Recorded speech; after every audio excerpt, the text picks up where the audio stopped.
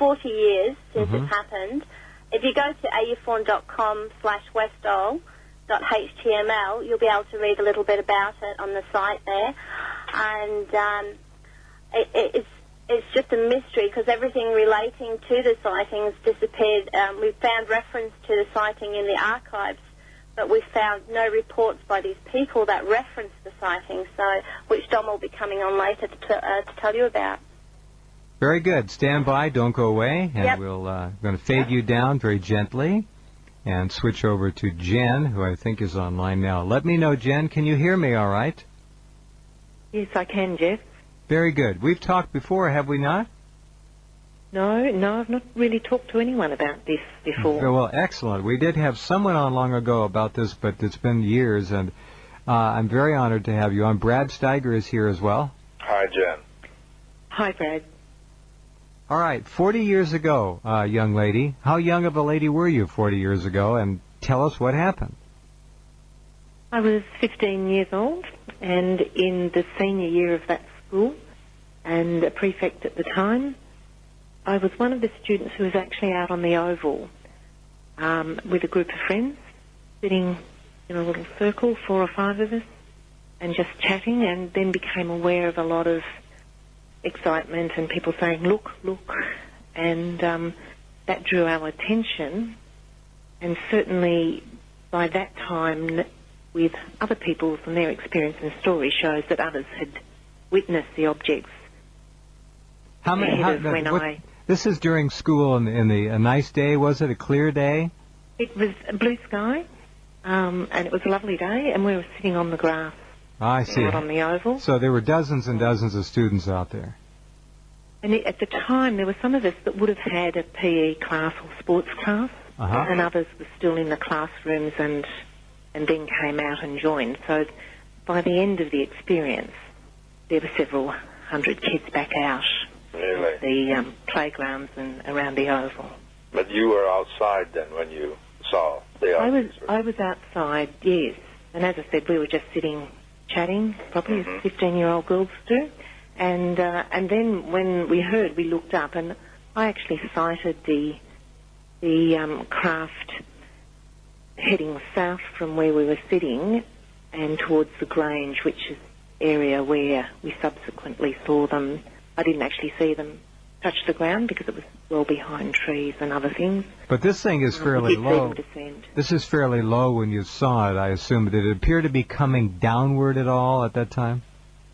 It was horizontal at the time I witnessed it, and heading away from the school.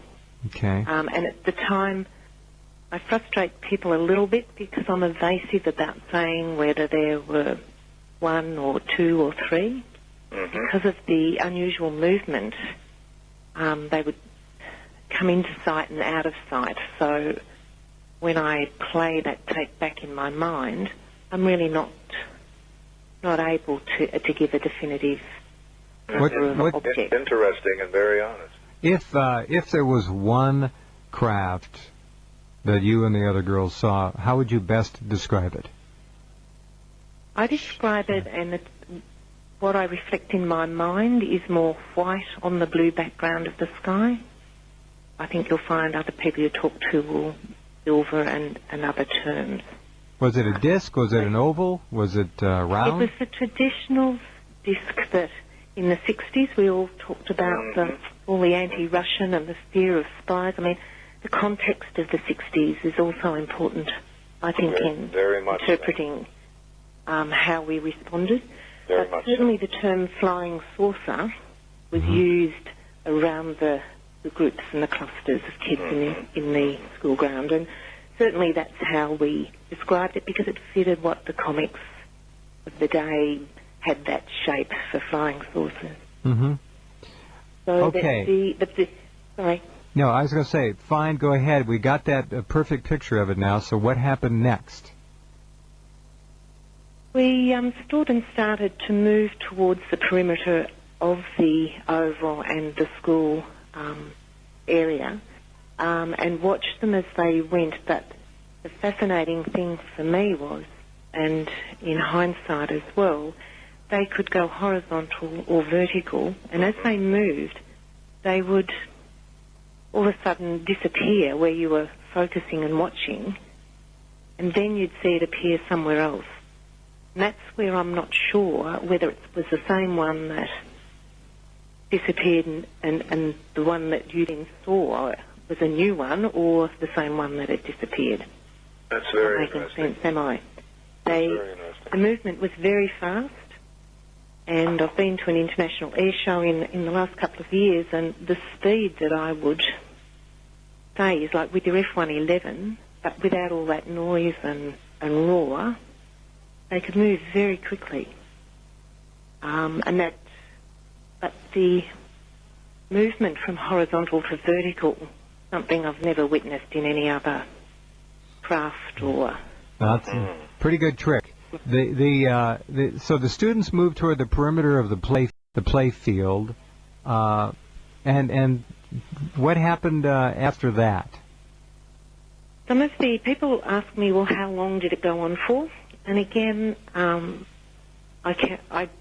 did not make any conscious sort of check of time at the time, so obviously to make a guess from this far on could not possibly be accurate. So yeah. The timing for me is that we started to move across the oval to the edge of the grounds. Some students said that they were going inside to get the teachers. They had time to go back in to the staff room and come back and say the teachers won't come out. So the teachers won't. The teachers wouldn't come out. That's pretty interesting. Hold on right there, if you would, Jen. We have to pause for just a couple of minutes. We'll come right back. This is really a remarkable encounter with the unknown, shall we say, unexplained as well, with an entire student body, wherein the teachers really didn't want to get too involved with this. We'll find out more from Jen in just a couple of minutes.